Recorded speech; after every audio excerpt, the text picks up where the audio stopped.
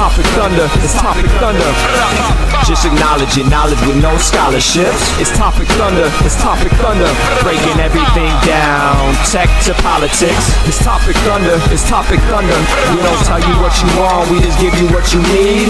It's Topic Thunder, it's Topic Thunder. News, brews, and views from these Chi-Town streets. Topic Thunder.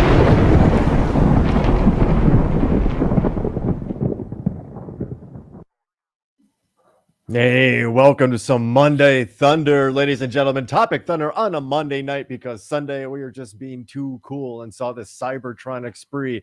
We can talk about that. Actually, I wanted to talk about that during the big because I want to talk about what the current post-COVID concert going experience is like. Good. I'm glad you're asking this because obviously there's some news that is big about this, but I was just talking to Adrian about this the other day.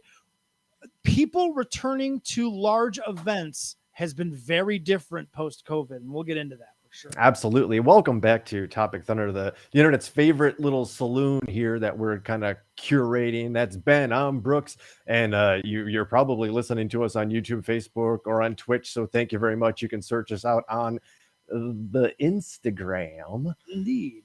Via Topic Thunder Podcast. So check us out there, follow us there, give a shout at some of the silly things that we like to do. And before we do these things, Ben, we have to call an audible here. Oh wait, what? An audible? Oh no, we're gonna do the drink thing. Oh, okay. Yeah, I was like audible. We just talked about this. Yeah, I know, right? The 15 minutes of show planning we did, we're already blowing up the show, and awesome. We're off to a rousing start. We're gonna ditch the wine, and the lovely and talented Gigi stopped right just as the music hit and delivered a secret cocktail. A secret cocktail. Okay. I don't know what this is. Okay, hold on a second. Let's investigate here. It's got a color. Sorry, I cut the music. Oh yeah. Here, we'll get this. It's got a color. I want to say that's got like a grapefruit juice in it, maybe. Yeah. Okay, I can see a little bit of that. I mean. Vodka and grapefruit, hopefully that would be tasty. It would be tasty, right? Okay, she says it's a Butler Miller. She so has. I gotta Google this. Now I gotta Google this. She has made these before, and I'm gonna just cheers while Ben looks up the Butler Miller. It is a delightful drink. It's very. I believe there is grapefruit in here. I'm not sure. Peach something. All right. There's a lot of lemon juice in there. I mean, the good stuff, right? Okay, it is a St. Louis thing, which is not. So guess the ingredients. Yes, I agree with Angela. Guess the ingredients here. Geez, this is that the gin? Is that I don't know if that's gin. That could be tequila too, because there's such a lot of a dash of evil for sure. Have you met Gigi? Oh, I'm just kidding. No, oh wow. Guess the ingredients. Put me on the spot. I'm having trouble finding the recipe online. It's one of those like St. Louis. Oh gosh, darn it! This drink is good. Guess people. So would this also be called the Butler Cocktail? Gigi, if you're listening, if it's also the Butler Cocktail, then I have that. Let's hear the ingredients because I'll tell you at this point. Okay, it's 3 dashes of apricot brandy, pineapple juice, and gin. We only have one of those things in the studio house here. No. Yeah, that's not it. Okay. Throw us a bone here. Yeah, help us out here because we're drowning. It doesn't actually make for a good podcast. Okay, it's 2 parts vodka, she says. Okay. Vodka. Who doesn't like vodka? Right. 1 part lime juice. Okay. 1 part Chambord. Okay. Chambord. Okay. That's I believe raspberry. Joe says Butler Miller sounds like he played cornerback in the 90s. Yes. For the Bears. I love that. I love that Miller guy. He does. That does sound like, or that he like a white guy that played for Indiana for Bobby Knight. Oh yeah, for sure. Scrappy little guard. Could shoot a 3 every once in a while. Just a grit from leader Valparaiso, Indiana, Butler Miller. He just happened to avoid chairs as they were throwing them. Butler Miller was a St. Louis raconteur. Ooh, I love rap. I Ooh. love that word. All right. This is coming to a Brooks Bash. Yeah, you know what? We were secretly talking about maybe like a New Year's thing at the Brooks Bash. Well, just maybe if there's a Brooks Bash, the lady and I may make a trip up. see, now we're talking. I want kid free. So, Oh yeah, because actually, again, to tease the big, and it's actually part of the conversation, is that Gigi and I went out with Lockport Joe and his lovely bride last night for this concert, and yeah, that getting out without the kid thing apparently is a really big deal for you that have those little critters. indeed, it is, and especially when you currently have a terrorist in your house, and I do. I have a terrorist in the house. Good Lord. So, yes. All right. But with that said, Well, speaking of terrorists, these things just happen organically. Let's check in on our favorite in-house terrorists here, as another round of subpoenas went out from the January 6th committee. And there's a handful of targets here that I think we need to kind of follow up on. We've had our eye on for a little bit. The first one, probably the biggest one, retired General Michael Flynn will now have to submit a slew of documents in 30 days and give sworn depositions to the investigation of what happened and what happened in the time preceding the January 6th visit to the Capitol building. And another real good name on there is, and we don't talk about either one of these two gentlemen enough, Jason Miller, who, if you just looked at the guy, you'd be like, that guy's a goon. yes, yeah. Is he any relation to another goon, Stephen Miller? Or Butler Miller. Look at that. Look at you. And John Eastman, who is an attorney that wrote the memo that outlined how Mike Pence could overturn the election by not certifying certain... Right. So he was that crazy lawyer that wrote like that 13-point horrifying, hey, this is how the Nazis took over blueprint to the Constitution. Right. Yeah. So all of those dudes and a slew of others that have come in and out of the limelight here. This is a big deal because Steve Bannon has to get on this too. But Michael Flynn, that dude, if anybody has taken over QAnon, oh boy, it's that guy. Yeah, he's really dove in head first and really just been like, all right, I'm going to be like the guy. I'm going to be the face, if you will, of QAnon. Well, he's a general, so a general knows how to develop an army, right? Sure. And this guy, let's do the old Charlie Day from It's Always Sunny and connect some of these. Like, do you ever think that, say, Michael Flynn and Eric Prince ever rubbed elbows at a soiree that they've been hanging out at? They probably know each other on some level.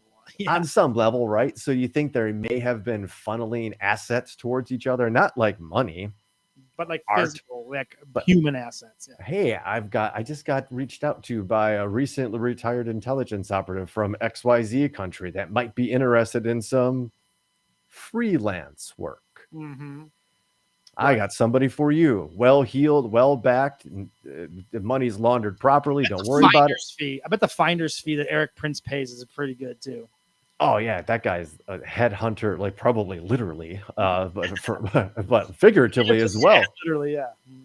Yeah. So it's interesting because Michael Flynn really is, and I want to ask you, what's scarier, that Michael Flynn really believes the QAnon stuff, or Michael Flynn is manipulating those people? What's scarier of those two scenarios? Yeah, and I just want to be clear. I think they're manipulating, and I'll give you some room for some crazies, but I don't think at that level. I think that they know what the grift is. He wouldn't be selling T-shirts if he wasn't in on the grift. Like you know what I mean. But he sees an opportunity. He was in that. He's a paid influencer, right? It feels like he's an influencer for QAnon.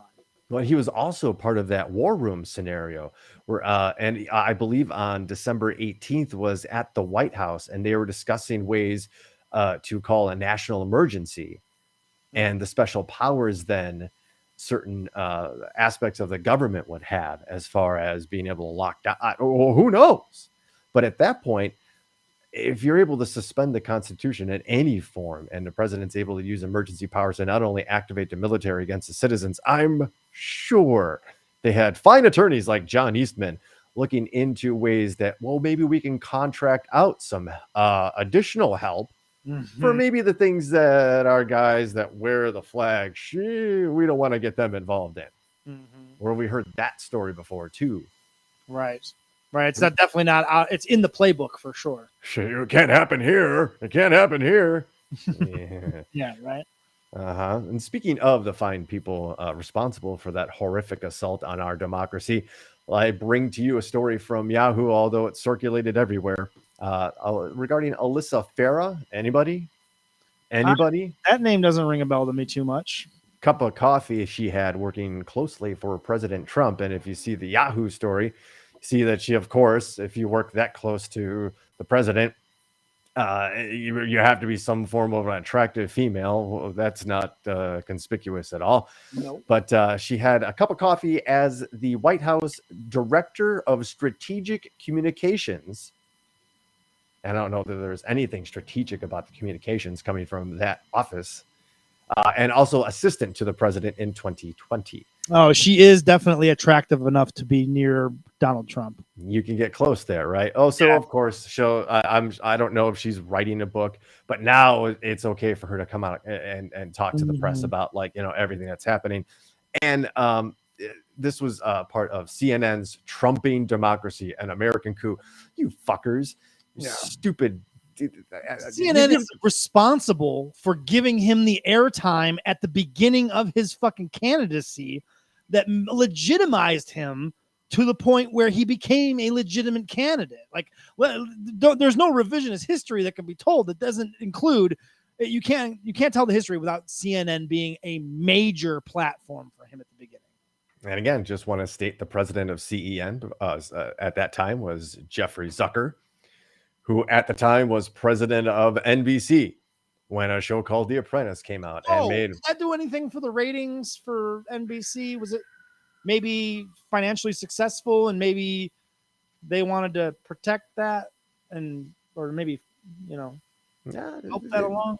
Maybe Exhibit A and Exhibit 1 as to why you don't hire an entertainment executive for a news organization. And then you take into account the recent news of that CNN basically was financing OAN. Oh yeah. And so when you got to realize you can't possibly, no one takes CNN seriously. You can't. So like left, right, whatever, you can use them as a source only when it's something, it's not opinion. It's just factual. This is the facts of the situation. You can use a CNN link, but you can't use a CNN link. Even then, you're right. It's yes, but the headline writers at CNN, they get very fucking fancy with the stories. Yeah. So she wanted to give the shout and a warning that if former President Trump got to office again, that she outlined some of the horrors that would come. And she had to be pressed by Jake Tapper to reveal these things, which, I mean, come on. What are we doing here? What are we doing? We're just jerking ourselves off on TV while democracy's under attack. Great. Good job, guys. Awesome. This is a quote from Farah. Whether it's weaponizing the Justice Department against political opponents, whether it's going after the free press, he would certainly be open to using the military for political reasons as well. That should be the headline. Well, yeah, of course. Former president in private conversations mentions the staff. I wouldn't be against, I don't know why I make him sound like Doc Brown. Here's the military. I don't know. But it's not surprising. Like, he was asking things. Everything about Trump's personality has him say, can I do this? no, sir, you can't do that. Well, why not? It seems like in business I could do that. And they're like, yes, sir, but you can't do that in government. It's different. There's rules and there's checks and balances and shit. Oh, I don't like that shit. Well, yeah, I know that's why you should have taken this job, sir. Well, yeah, but I didn't really want it, but then I was winning and my ego is huge. So here I am. And I should be the president. And that's the scariest, probably, the thought of them all. Is that I should be president. Right. I don't think he ever really believed that. I do believe the narrative that it was all pressed to try to get a bigger contract with NBC. And then it got too real too quickly. And then he just was like, all right, fuck it. And then this thing started snowballing very quickly. And the anti-Hillary, it was the right candidate in the right circumstances at the right time. And he got a lot of free press, and people like that are friends of ours, mutual friends of ours that never gave a shit about politics suddenly got interested. And then we're like, wouldn't it be funny if we voted Donald Trump president? Right? That's really what a lot of it is. Wouldn't it be funny if we did this? And a lot of these rural areas were like, well, yeah, fuck it. I don't give a shit about politics enough. I'll vote for Donald Trump. Fuck it. And here we are. And let's not discount the other part there, that there is no doubt that a foreign entity used the internet and social media to bolster one candidate and downplay another. Yep. As the snowball's happening, who's there to put more snow in front of the snowball? Right? Russia. Maybe that was the Helsinki conversation. Maybe that was he just like, we did this, and we have this on tape. Like, and that's why Trump came out of that meeting just so like he saw a ghost, or he just saw that they had evidence, that whatever. There's no doubt that your scenario is absolutely plausible, that he just thought he was going for the ride. There was a bigger paycheck, more people go to his properties, more money, his kids, whatever the guy's motivations were. And as it got more real, he started having real conversations with people. And I think you're right. I think that there's a point in this timeline where Putin says, well, I could get in touch with this guy. Right. I'm close enough that I can already reach out to him. So now we start, I know he's friendly to me. So let's start feeding and putting snow in front of the snowball so that the snowball can pick up snow and get bigger. And then it just, by election day, it got out of control. There was this sentiment that a lot of people that are still friends of mine, they believed that Hillary Clinton was going to be arrested and thrown in jail, that the Clintons were going to finally get their comeuppance. And they didn't care that they were sold a bill of goods. They don't care. We just saw the JFK was going to show up at basically the same spot his father, or JFK Jr. was going to show up at the same spot his father was assassinated, some 48 years to the day, just because. That'd be great. Yeah, that's what he'd want to do, right? There's a dungeon in a pizza parlor in Washington, D.C., to the point where a guy's running in there with a loaded gun while people are eating pizza with their kids, demanding to be able to see the back and to see the basement where the kids are being held. These are the fucking wild things that people that I really was like, they're smarter than this. They've got to be smarter than this. Let themselves be sucked into the work so far, and to this point that they've changed who they are as people around this guy, this Donald Trump. Of all people they picked, it was Donald Trump. It doesn't make any sense. And some of them for sure just wanted to do it because they wanted to light a match and throw it in the barn, right? Because they're like, fuck the establishment. This guy's going to tear it down. Yeah, he really is. And guess what? Your way of life, that thing that you care so much about and you're so proud that you built your families and your this and that, those things change drastically if somebody like this guy gets back to where he thinks he should be. Yeah, definitely. We cannot entertain that. And I think the last election was the rest of the country going, all right, fun's over. It was hilarious that we had to have Trump for president for 4 years. You got us. You got us. It's like when fans get together and try to elect a guy to an all-star team that has no business being in the all-star game, but they do it because it's a fan vote. I feel like the same thing happened with Donald Trump. It was a fan, like they were like, wouldn't it be hilarious if Trump was president? And then they just voted it into existence. Boy, this will piss a lot of people off. For all the reasons, I think he's a good businessman. He says the right things. He says it the way I say it. He talks like I do. None of those things are good things. Right. They're not good things. You know, Danny Dominion in the comments asks, so how do you explain Epstein and all those sickos? Yeah, I'm not saying that there aren't sickos, and I'm not even saying that the Clintons aren't part of that. But there's no pizza parlor, and there's no they're not drinking the blood of children. We're going after adrenochrome. Right. That is not happening. There are men that are fucking young girls. That's what's happening. And young boys. And young boys too. And this has been going on since at least Rome. And there's evidence that was going on in ancient Egypt too. So somewhere in the long annals of our time, there has been a thread of pedophilia running through our society. Yep. It's sad. And it was probably drawings at one point in Victorian era. Then it was black and white still photos, and then it was Polaroids.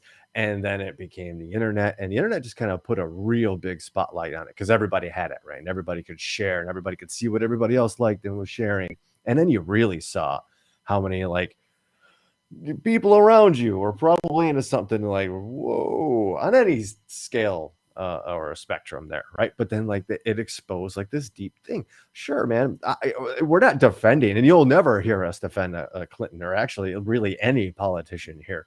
We have we have the ones we like, but sure, we all admit that we know what they are too, right?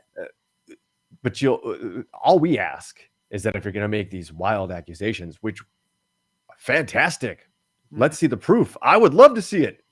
Not that we find out that there's this terrible ring, but wow, really? Adrenochrome? Can we make that synthetically that keeps us young? Let's get in this party, right? Why are they keeping? Can we mass produce it for everyone? Is that possible? Can we do that? Yeah. So we try to keep this, and Danny, thanks for listening. It's appreciated because we try to keep this kind of the needle in the middle here as best we can. And I like answering questions from all sides. If you have a question, that's why we have the chat open, is that we want to engage and cover all sides of it, make sure everyone's included. So.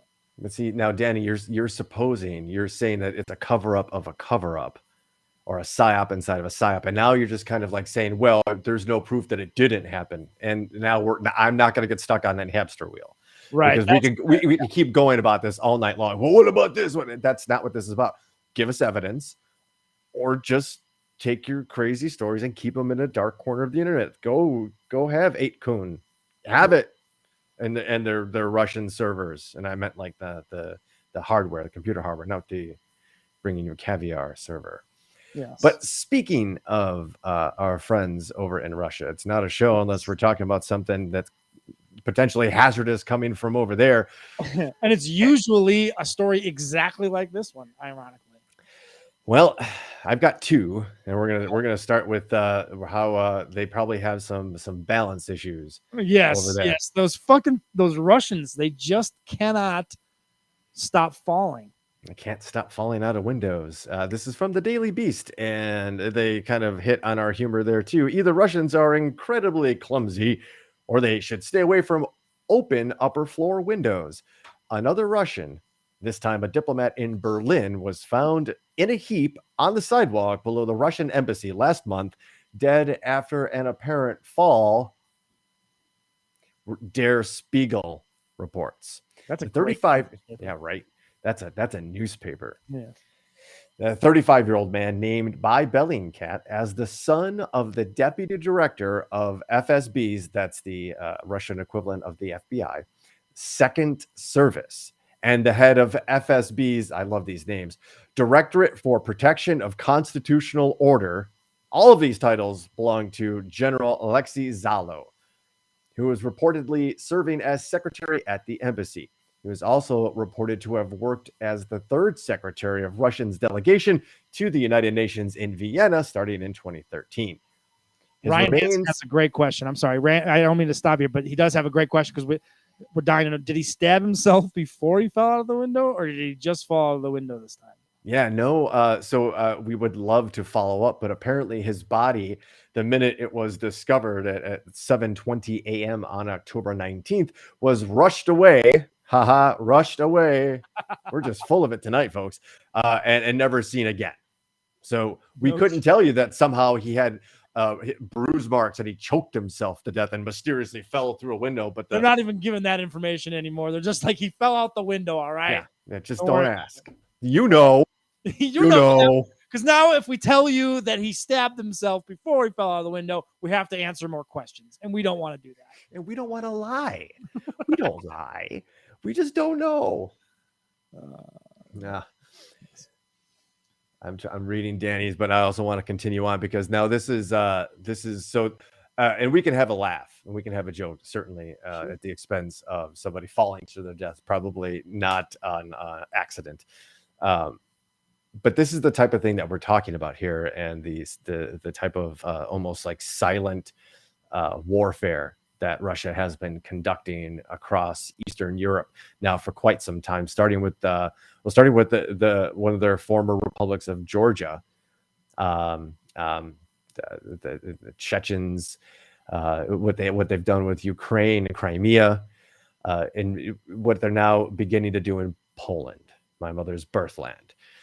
This is from The Guardian, and I'm going to quote the headline: Belarus escorts 1,000 migrants towards Polish border.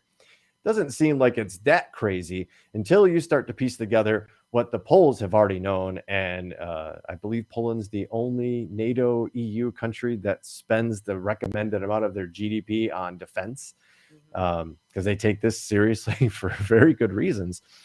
I'm looking for where they go ahead and just state that because of the shadow warfare that Russia enacted against Ukraine, they don't believe that all of these migrants are actually migrants, and that they might be smuggling in soldiers. Okay.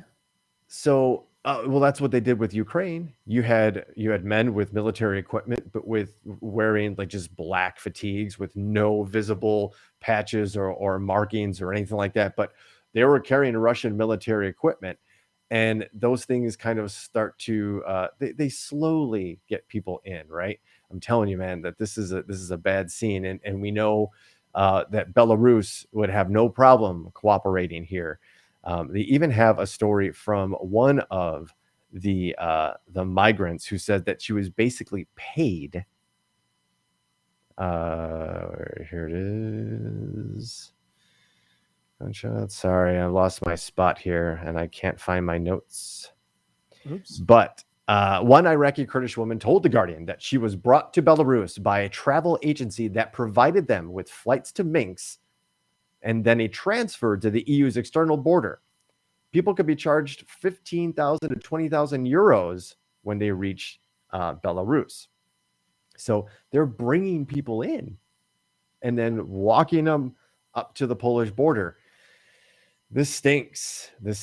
And if you know anything about the history between Russia and Poland, it was a secret deal between Russia and Germany that basically decimated the Polish people. Russia has been an adversary and claimed sovereignty over the countries, a lot of Eastern Europe, not just Poland, but I happen to know the history, over Poland and for centuries, dare I say millennia. And that struggle might be beginning to be rekindled here. You can go back to, I believe it was 2014, when a plane full of Russian diplomats, including the president, the democratically elected president of Poland, the plane was shot down over Ukraine. It was flight MK. I'm not going to say it right. Anyway, it turns out it was a Russian surface-to-air tactical weapon, a handheld that plane. Huh. this is so when we talk about like history on a grand scale, it doesn't, your history books don't encapsulate some of these struggles, right? In the brief time that we spend in school trying to study world history Mm-hmm. is not near enough to understand the complexities of these struggles and conflicts and societies. Right. We were just told when I was growing up in the mid 80s, Russia bad. Everybody else, China's okay. Communism. But nothing. But it didn't say anything about the Russian people. It was always like the government or system of government. Right. It had to do with the way that their government was governing them. That's how you identified anybody like China, Russia, those types of places were identified by the government that led them. I don't know that it was a lot of it was a lie. You're right, Danny, a lot. And we can do our own due diligence, I guess. Now, if we want to have an intelligent and enlightened conversation about a topic, and we now have plenty of resources to educate ourselves about it, right? But the problem is that we lie to ourselves, that somehow that education was relevant and sufficient, right, to prepare us. Exactly. And so now these idiots are arguing at school board meetings, demanding having a say in their child's education, and it's like, we weren't educated properly, so we shouldn't have a hand in what our children are being educated, what education, you know what I'm saying? Like educators, people that are trained for that, they decide how to educate the children. That's why that we gave them that job. We do our job and we send our kids there because it's like a daycare, free, that they also get to learn stuff that.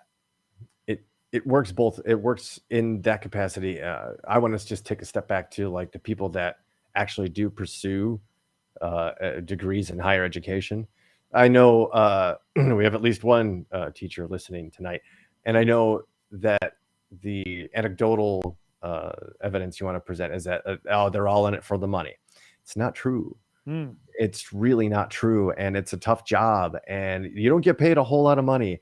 And sure, it used to be summers off, right? But that's not a thing anymore either, really. And it never really was in the first place because most of those teachers had picked up second jobs or taught summer school, right? So again, they're not just educating your kids. They're educating that nurses that are going to take care of your kid or your kid's kid or you. Right. They're educating that person that's going to develop the next miracle drug or the next form of propulsion that's safe for the environment to get things up back and forth from space. Who knows? Right. You never know.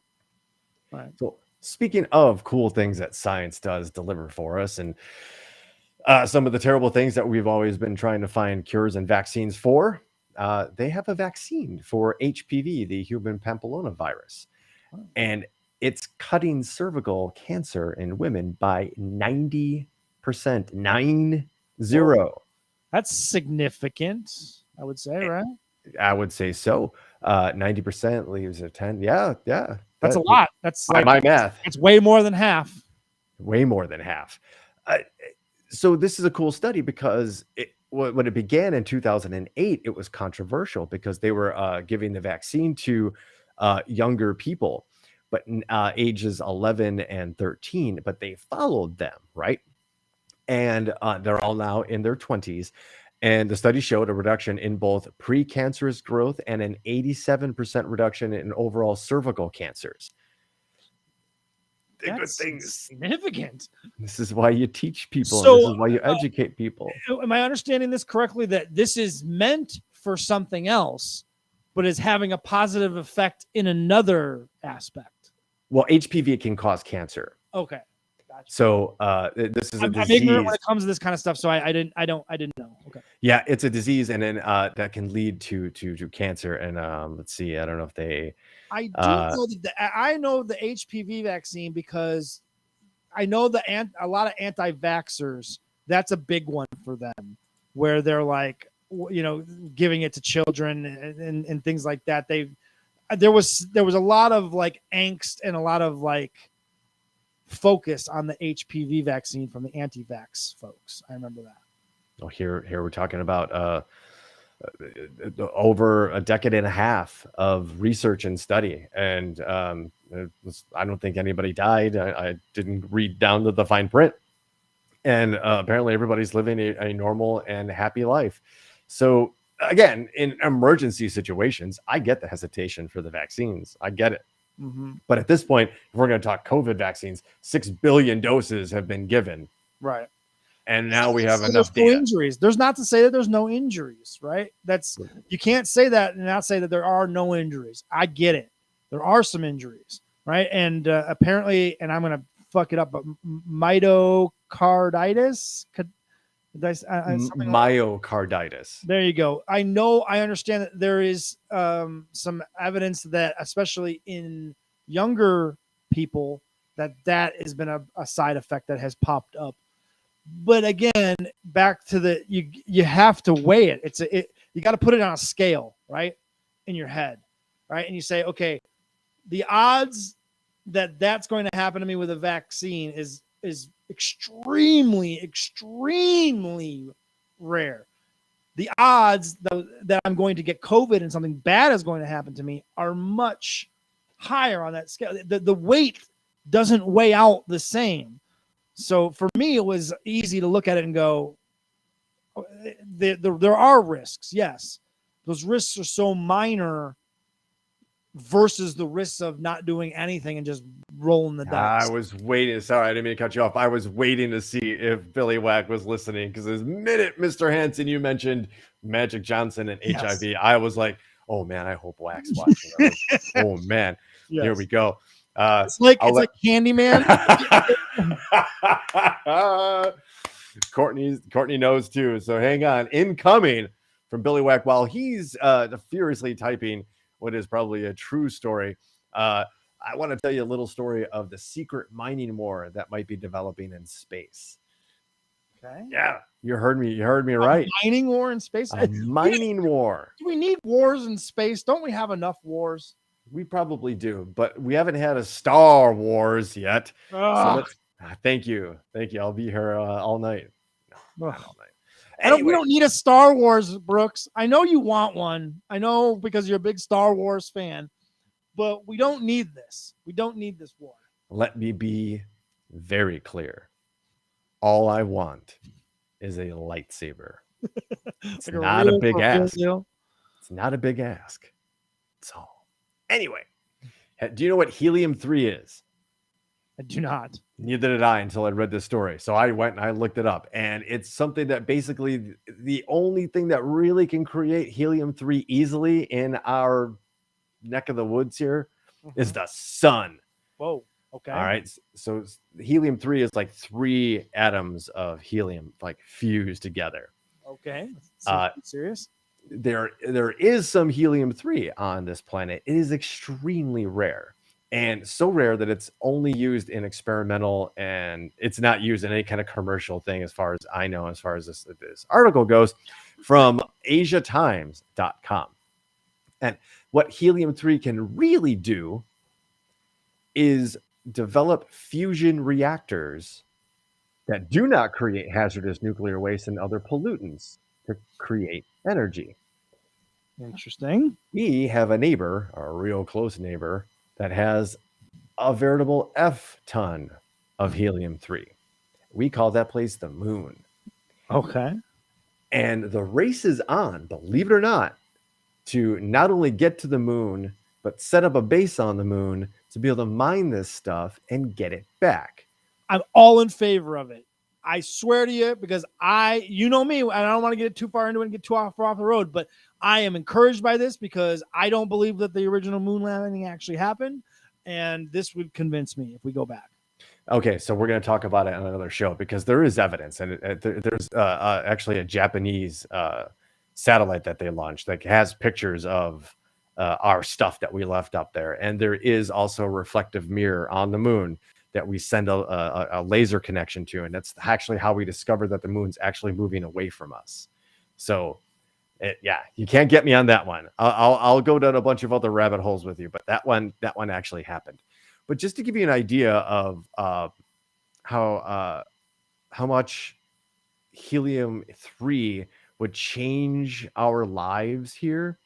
They give and of course I can't find the spot right now. It's just how this happens when you're live. Um, yeah, they actually Oh, if you're looking for this, I don't know, but you're go for looking. it. Scientists say 2 fully loaded space shuttle Thank you. cargo bays worth of helium-3, about 40 tons worth of gas, could power the United States for a year at the current energy rate That's consumption. exactly what I was looking for. Thank you so much. Yes. And a lot of this information came from a former CIA analyst who would probably know something about this if he was properly vetted by AsiaTimes.com. Who knows? But for sure, there's eyes to those things, and there are prizes out there in space on rocks, asteroids, to precious metals, all kinds of things that we basically run through here on this planet, but are abundant in the solar system. The only reason we don't have helium-3 here as much on the planet is because we have a magnetic field protecting us, and that's most of the helium-3 comes from like solar flares and radiation from the sun. So there you go. Oh, speaking of radiation, really quick, cheers to the discovery of X-rays in 1895 on this day in Würzburg, Germany. Significant to your life, Shirley. A little bit. Like, what would you be doing now if he hadn't invented X-ray machines? We don't know. Could be anything. My first and second guesses would be dead. Yes. But yeah, experimenting in a lab, as those crazy Germans like to do, he accidentally ran across a piece of photo paper that had been developed, and he had just realized it after messing with what they call the Crookes tube, which is like a vacuum tube and an early X-ray tube, right? So, being the crazy German that he is, the first thing he decided to do is, I'm going to test this on my wife. So he put her hand on top of photographic paper underneath the Crookes tube and said, honey, stay here for 45 minutes. And that's how the first X-ray was taken. It's literally it's a really creepy looking. You wouldn't believe it's like an actual X-ray because it looks like one of those things you'd buy at the dollar store to decorate your house with. It's like a hand, like a skeletal hand with like a ring on it. You know, that's not real, but that's like legit the first X-ray, all by accident. Of course, his wife. That's exactly. Come here, honey. Well, in all honesty, if he was already messing with Crookes tubes, and if you ever had an X-ray, like that X-ray tube is encased in like an inch of like lead. So they didn't have that back then. That thing was just they were like just radiation everywhere. Yeah. So Willem Conrad Röntgen. Well, cheers, buddy. And hey, look, more cool science stuff. What if I told you that science is bringing us a fabric that's cool when you wear it one way, and when you flip it around, it's hot? I would say that's fucking genius. How do I get one? They're working on it right now, and it's of course some nice polymer, and they get into all kinds of like fun science stuff. But the story is basically that this material has a way of moving energy in and out, right? And that's why it kind of moves in one direction, right? So that's why you'd have to flip it. So this fabric that they're theoretically not currently working on, that's how this stuff starts, right? Gigi asking a great question that surely if Adrian is downstairs watching, she's asking the same question. Can they make it into a comforter form? Yes. Adrian would buy 4 of them if they did. Okay, let's get into not too many of the boudoir secrets here, but all right, I'll just be the first. Like, I am like super hot at night. Like, yes. I run warm. Yes. Same here. Right. And I have fans. I have an air conditioning unit next to my bed that still runs right now, probably. Yes, I very cold. I like to sleep very cold because I sleep very hot. My wife is the exact opposite. Boom. Okay, so Polar. That's the dilemma, right? How do you? And we've done now everything but buy a new mattress. We've done the like the bamboo sheets and the special top that you put on underneath the sheets and the special comforter that's supposed to be it'll keep you warm, but it'll keep you cool. How the fuck do you do that? Adrian has 3 blankets that she sleeps with. One it honestly feels like a lead blanket, like you get like an X-ray blanket. Oh, It is that fucking heavy. It's so heavy, and it's just thick, right? And then another comforter on top of that. I meanwhile sleep with like a blanket that's like this thin. yeah. Barely, it's like it's a step above a sheet and below a comforter. The pretty lady that I share a space with doesn't believe in top sheets. Okay. And just want to put that out there that it's always just a comforter. Just I'm saying, okay with like I'm not. It's terrible. I'm sweating out like pounds here. I'm wasting away at night. Do you share blanket? Yeah. You do. Okay. Mhm. See, yeah. Very early on in our relationship, we realized that is absolutely not possible, and for the health of our relationship, we simply have two separate blanket situations. All right. Okay. Now, see, the United Nations is now coming together. Like now we're actually having Congress here, right? We will. All right. We'll table that discussion for another episode. I'm sure there'll be some blowback from this one. And speaking of blowback, we like to chase this wild and crazy notion that there were people that looked like us a long time ago, a lot longer than our history books like to tell us, right? And every so often we get a little more of a confirmation that indeed was possible, if not the fact. Ladies and gentlemen, this was from Gizmodo, but it's in several different places. But for the ease of reading, Yes. I went with the Gizmodo condensed version. Let the other people do the work; just read it and sound good. That's what I'm doing. Yep. So, nearly 50 miles of the Chilean coast. Let's reread that. Not off the Chilean coast. Oh, Nearly 50 miles of the Chilean coast are covered with oblong fragments of desert glass that researchers who recently studied them say came from a comet's explosion over the Atacama Desert about 12,000 years ago. that's not really that long ago. And compared to what? Like, A time in general, right? You know what I'm saying? Like 12,000 years sounds like a long time ago, but really, it's not that long ago.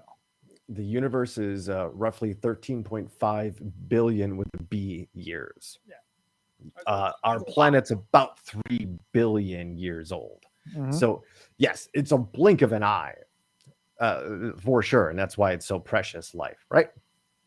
So, this explosion, and we've talked about this several times on the show before, was called an airburst, which can happen when an object like a meteor or comet falls to Earth. These objects heat up due to the friction with the atmosphere, and while some burn up entirely in the atmosphere, you get the nice shooting stars, right?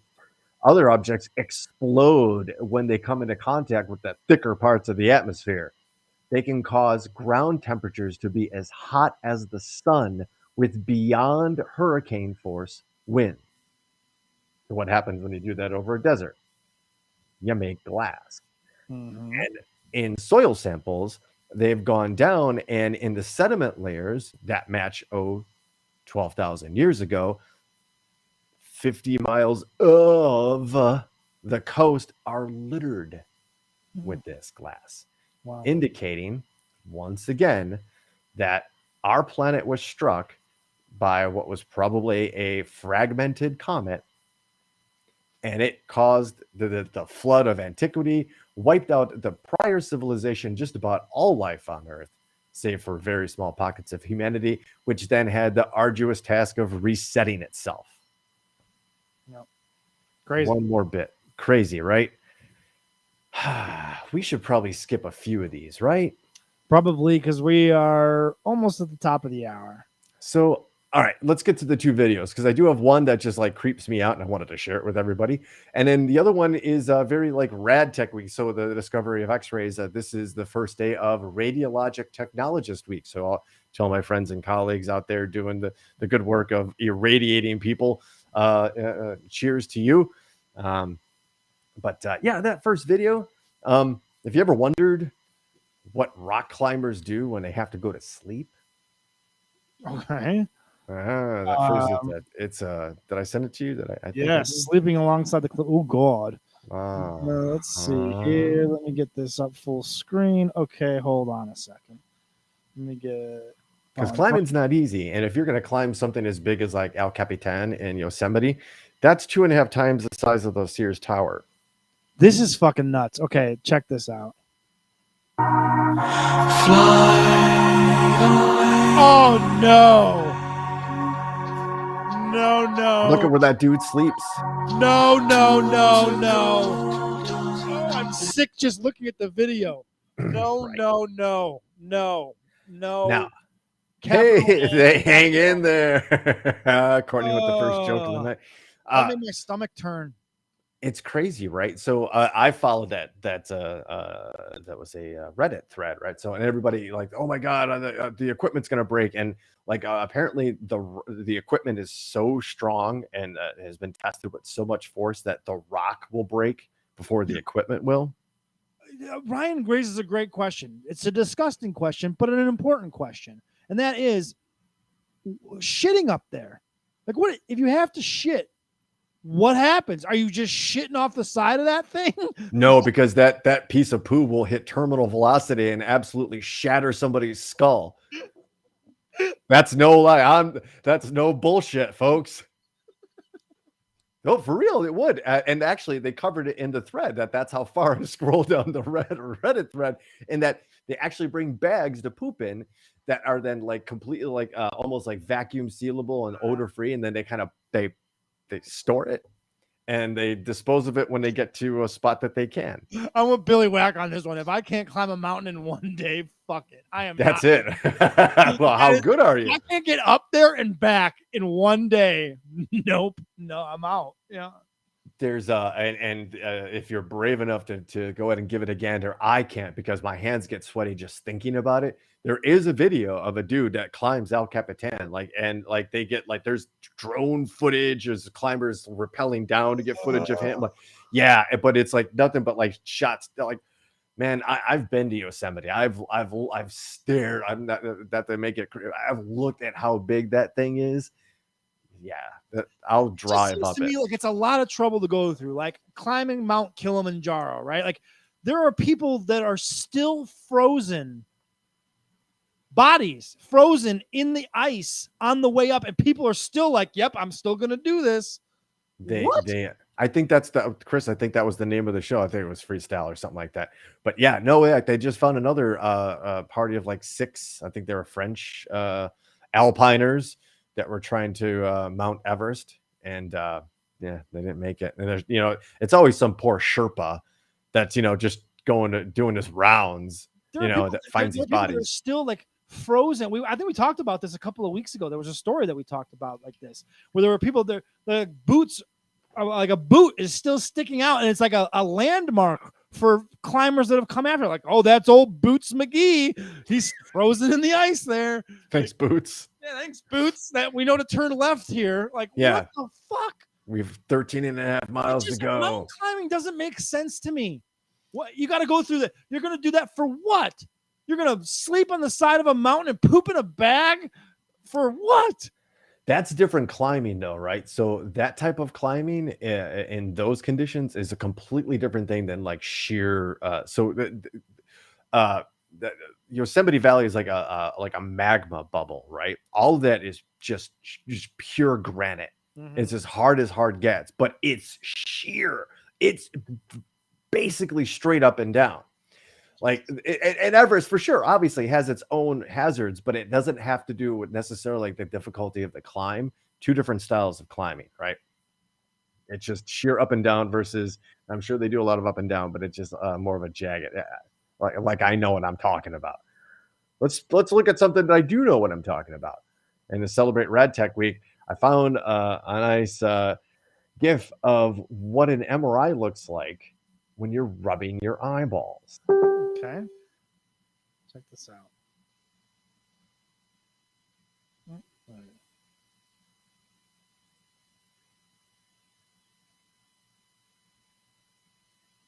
Ooh. Okay. Right? It looks like something you shouldn't be doing. Yeah, like ooh. Uh-huh. I'm not gonna do that ever. But I guess sometimes you have to. And now it's like now my eyes are watering thinking about it, and now I have to rub my eyes. And But now it feels like you shouldn't do that. you'll always think of me when you rub your eyes. I will never sleep again. It's just an MRI, baby. I don't see it. I don't see what the problem is here. It's just an MRI. Oh, nah, come on. That's you, folks. That's what you look like. Yeah, everyone's in agreement here. That was you crossed the line there, Brooks. Oh man. All right, bummer. All right. Well, I guess we just move on to the next segment then. There's one hell of a transition there. So Lockport Joe and his lovely wife, Gigi and myself all went out to a concert last night. Our first concert, post-pandemic, lockdown, vaccines, all that kind of fun stuff. We'd certainly been out prior to this, but not to, I guess, that's this particular type of space, right? Where there's just people, not a whole lot, but a lot around, right? And it's actually this whole party started Friday night when the lovely lady and myself went to see the Eternals, and we had probably one of the worst theater experiences I've had in recent recollection, and it was because the asshats behind us were basically treating a full movie house to their version of Mystery Science Theater 3000, all underneath. They brought their own blanket, so you know what type of assholes they were, right? Oh. That's why I'm telling you, I don't never go to a theater again. I don't think. I don't need it. Well, I'm glad you mentioned that, Hayden. We're going to touch on that too here, Hayden. We're definitely leading in that conversation. But we love the movies. There's something, or at least there was something magical about going to the movies. Like everybody kind of gets it, right? And trust, like all movie long, everybody around, we're giving the look, right? Like, do you mind? They kept getting up. It was like, and it's embarrassing too, because they were probably on edibles or something, but they were the type that couldn't handle their shit and were just like saying the things out loud that they should have just been texting to each other or something. Right.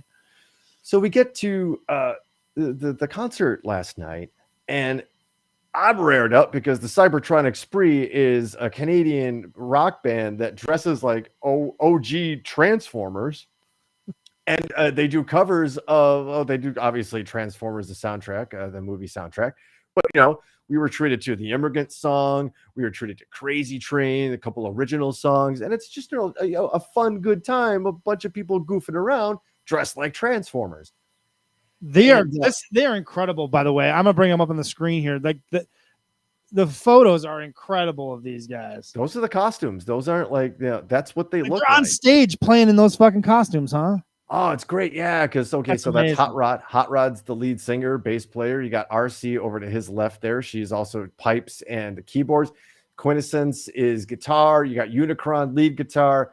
Shockwave is the drums. Rumble will also spell Shockwave sometimes on the drums, but then there's Soundwave, who is legitimately the hype man for the band. That's awesome.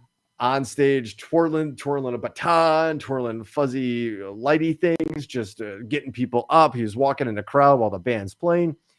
All of the elements of a rockin' good time. And to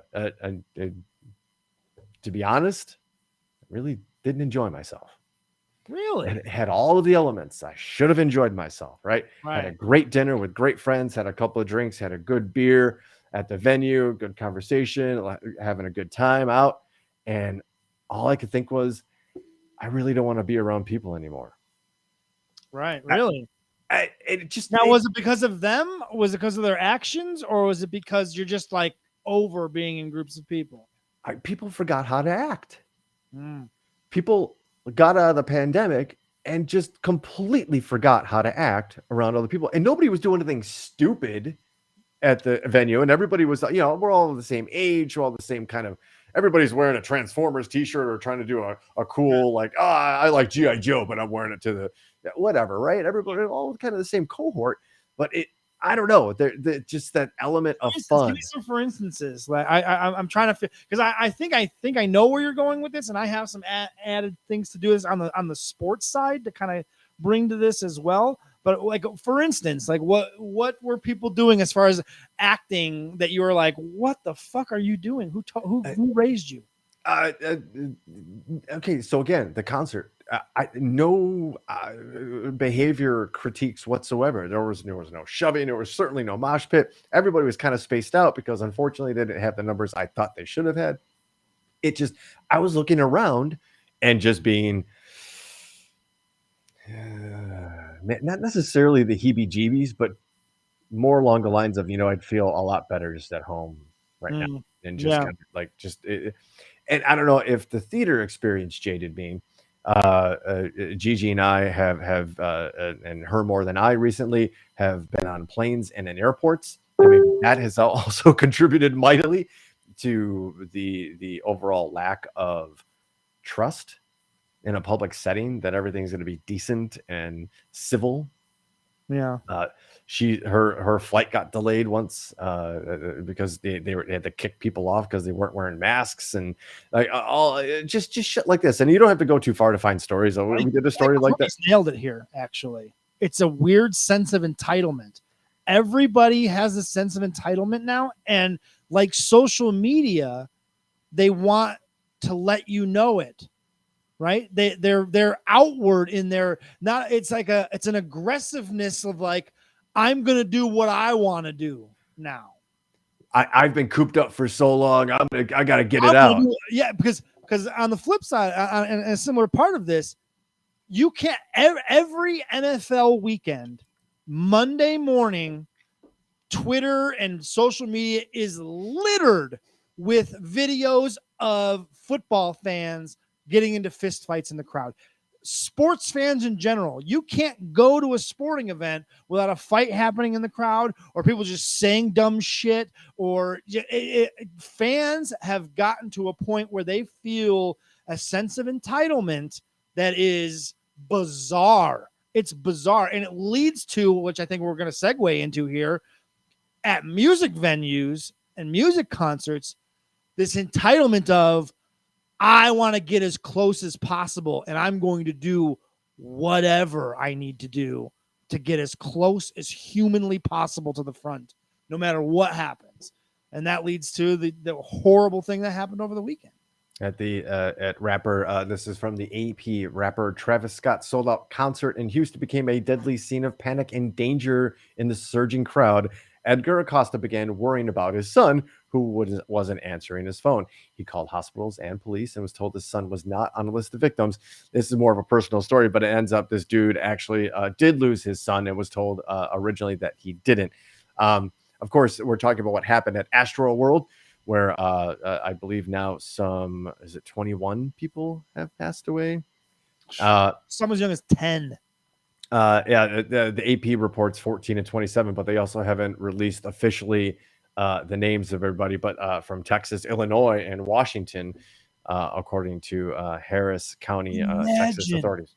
Imagine how frightening it must have been to be in the front and have this crowd push. There is eventually physically no more room to push. There's no empty space to push people forward more. And these people, my wife was telling me that there was some story about this girl was holding her brother in her arms, and they're getting crushed, and her brother dies in her arms because he can't breathe anymore at a fucking Travis Scott concert. I mean, what are we talking about?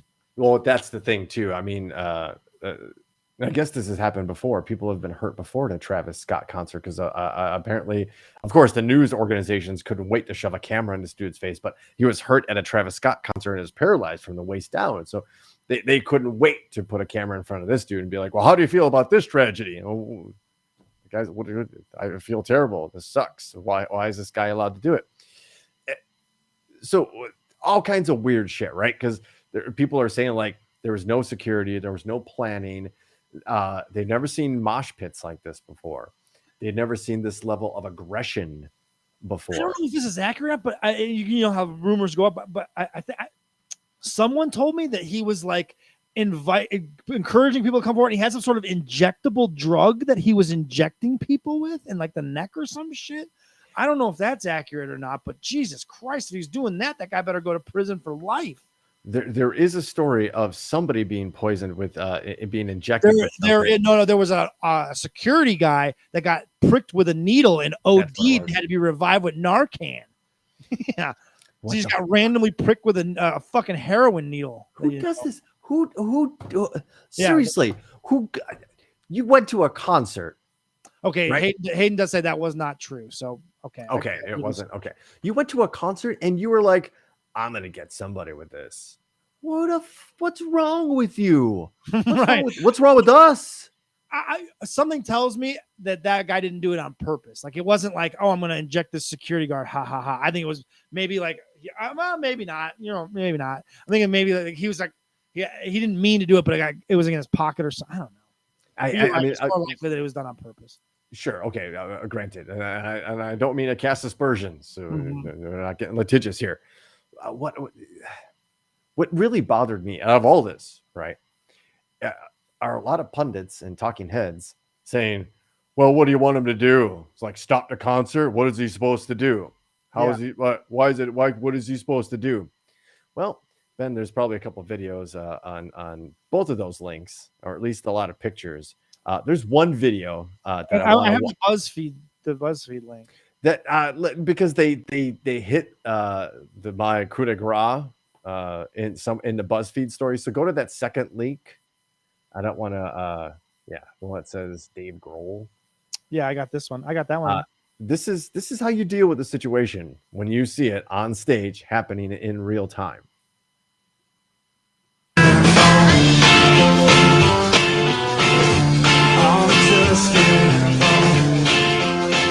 Hey, hold on a second. Hold on.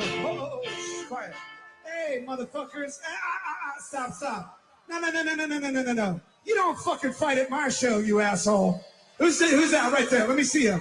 Who's fighting right now? Who's fighting? Let me see him. It's that fucking guy in the striped shirt right there. Hey, motherfucker, look at you. Hey, look at me. Hey, in the striped shirt. Look at me right here, motherfucker. Look at me. Get the fuck out of my show right now. Get the fuck out. Get the fuck out of my show. Get the fuck out of my show right now.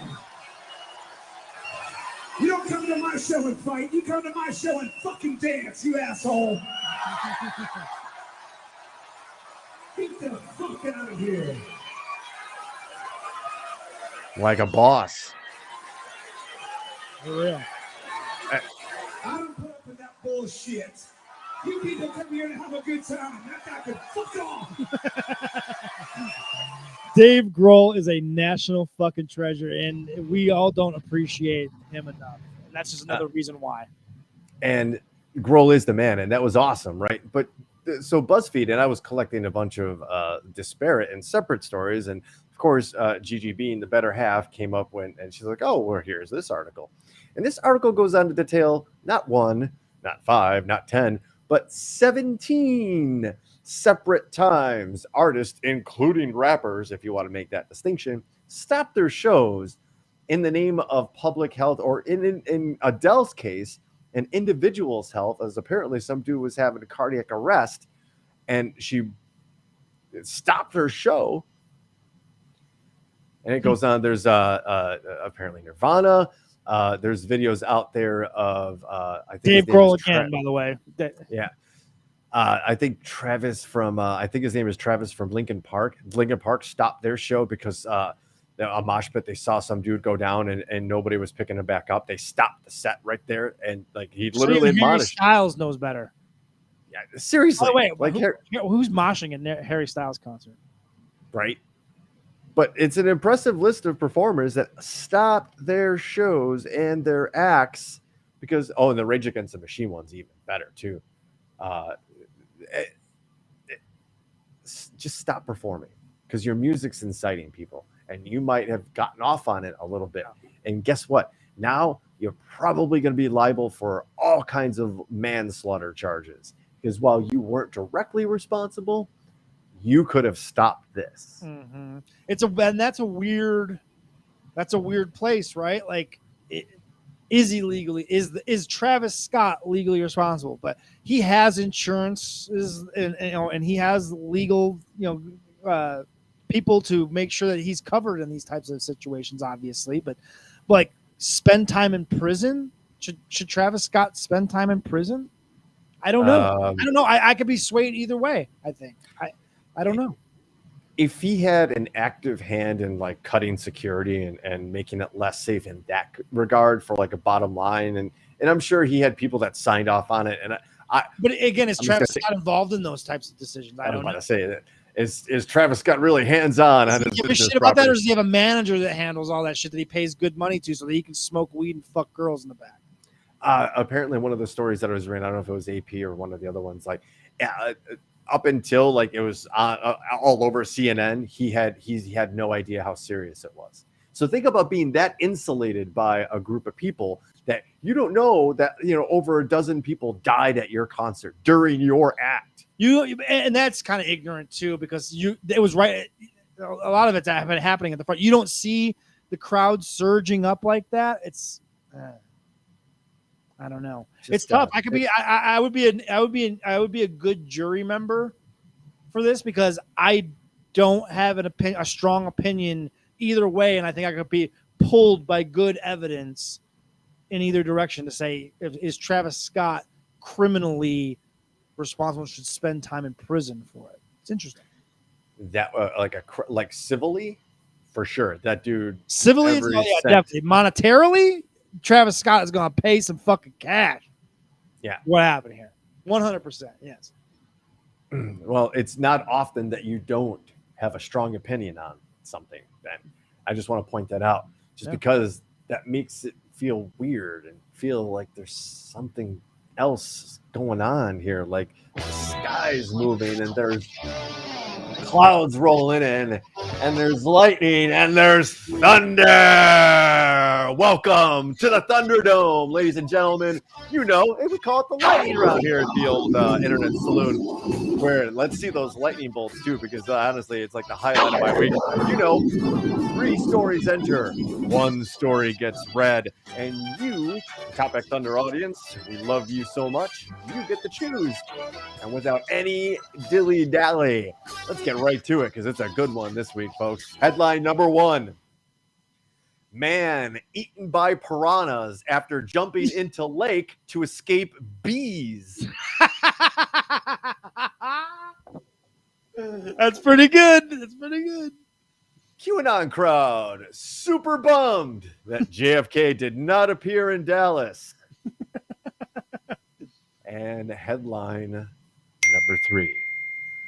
Activists hold small dong march to end shaming of tiny penises. Ooh, man. That first one's really good, but that last one's good too. Shit. All right, keep it one more time. As you guys are that's a lot to take in. So let's make sure we're very clear, transparent, and deliberate in our choices here. So here they are one more time. Headline number 1. Man eaten by piranhas after jumping into a lake to escape bees. Headline number 2. QAnon crowd super bummed that JFK Jr. did not appear in Dallas. And headline number 3. Activists hold small dong march to end the shaming of tiny penises. Get your votes in now, folks. I know it's tough. It's a tough one. We got to vote for number 2. I put that one in there as like kind of like the patsy. But all right, we got to vote for number 2. I can live with that. All right. Number 2. Okay, so Hayden's going to go with number 2. Okay. Billy Whack is going to go with number 3. Aunt Chris has got a choice. She 1 and 2 is close with her. Yeah. Everybody kind of. I know. Ryan, I like that Ryan always tries to find like a headline for a story, right? Like fish food honeypot. I don't know that that's his vote, but Chuck Davis is voting for number 3. We have Aunt Chris is going to go with number 1. Biz is chiming in. There he is with number 2. My wife Adrian, number 3. So we got some votes going on here I tonight. might have actually count this. We might actually have to count because Right. number 2 and number 3 are Looks like it's surprisingly getting close here. are getting All right. close. Yes, People are making me do work. I know this All is right, so crazy. we I haven't got- even voted yet, so I may have to tie break here. So we're looking like between 1 and 3, eh? 2 see, I and like 3 that. actually, because Hayden and Biz have both gone number 2. All right, Only hold on. only Aunt Chris at this point has gone number 1, unless Ryan Hansen is also voting for number 1. Fish food honey pot. That's definitely a story number 1. We've got Gigi. MIA with John. I don't know what that Yeah. is. Courtney MIA. John was JFK Oh, Jr. okay. So she's voting for number 2 as well. So that's a third vote for the second story. So we got That ties it with number Whack 3. for number 3. Chuck We got Davis with number 3. for number 3. We got Aunt Chris. Wow. Okay, so up until that point, there, Adrian is number 3. Is voting for number 3. So that's John another Jones. vote for We number got 3. Courtney. We got Biz with. Okay. Wow. This is actually getting Ryan Hansen is officially voting for number 1 here as number well. 1. Yep. Okay. Right And on. that puts me in a tiebreaker position here, Brooks. It's actually. I think I've got 4-3 here. Adrian does or- say if she hadn't picked the story, or hadn't already read number 2, she would have picked number 2. That is, I think we actually, well, depending on your vote, we have a winner. So depending on your vote, Ooh. we may have to reach out to Mama Jordan, to be honest with you. We already talked the QAnon thing. I feel like we already talked the QAnon thing. So I have to go. Number 1 is the story I would vote for. Ladies and gentlemen, we have a winner. Ding, ding, ding, ding, ding, ding, ding. Did I decide it, or did I just You did Throw not have an effect in the outcome. throw away of my vote? this. God damn it! You absolutely did. Why are you voting in the first place then? If your vote Shit. doesn't count, they don't know these Because politicians. the way I voted didn't win, I shouldn't have voted at all. Damn it! Right? What's the point of the system if I don't get my way when we ask everybody what they think? Anyway, this is the way a democracy works, ladies and gentlemen. Headline number 2 is your winner.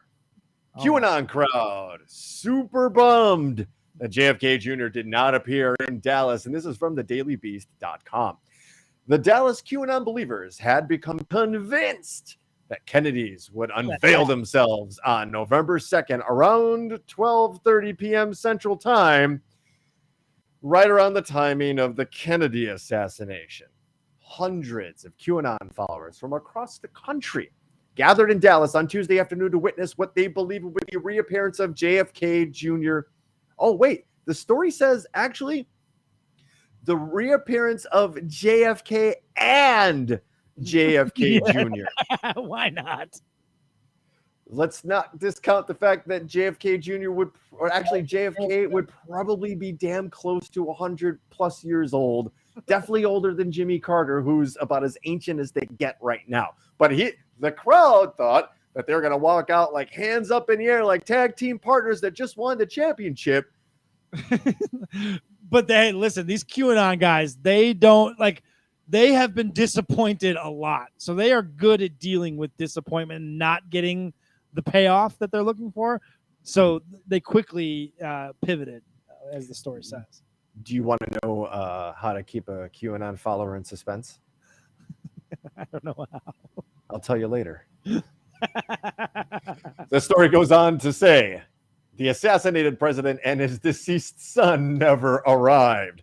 Rather than face their disappointment, though, the QAnon faithful quickly pivoted to a new prediction, claiming that the Kennedys and a host of other late celebrities would unveil themselves at a Rolling Stones concert later that day in Dallas. Rolling Stones, said one of the hosts of live stream monitoring the event, rolling away the stone. It's an allegory to Jesus. The crowd in Dallas, I don't know why I said it like that. I'm just feeling it. The crowd in Dallas represented a splintered faction within the larger QAnon movement. Wow, really down announced. fucking rabbit hole. Right? A splinter faction of a splinter faction of That QAnon. has been denounced by some of other QAnon leading figures. So now these people are starting to cannibalize themselves. They're just turning on each other like, ah.